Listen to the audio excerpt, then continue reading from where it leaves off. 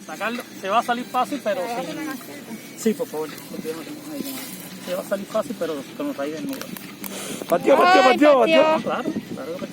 Pero esto, Mira a ver si la puedes separar. Echa un poquito de agua en el fondo, Un tin nada más. ¿La van a dar junto entonces? Mira, pero es con esa misma tierra. esta misma tierra, ¿no? Sí, ya, no, ahora echamos arriba cuando lo... No lo puedes separar del contigo, ¿no?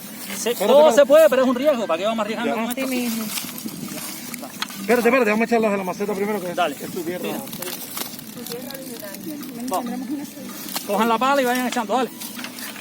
Vayan echando por este lado.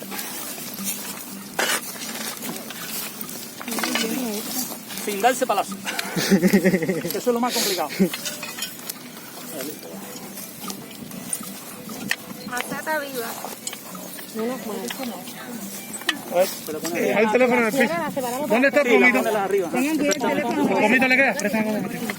Mira, sería bueno coger un poquito, buscar un poquito más de tierra. Si no hay ninguna bolsa de nada, ¿Y por qué no rompemos un poco aquí al ladito que si hay?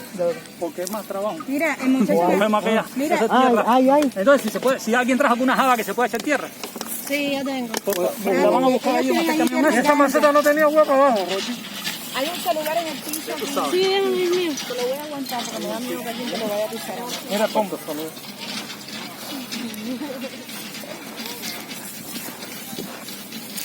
Mira, ahí tienen tierra orgánica en el carrito que... En el amarillo. No, el carrito que tienen ellos ahí. ¿Dónde voy a buscar la tierra? Mira, en el amarillo ese, en el tanque amarillo ese, ahí tienen. Ellos me la echan ahí. Sí, No, el carrito que yo vi. Sí, ellos te la echan. ellos tenían... Esa de Elizabeth.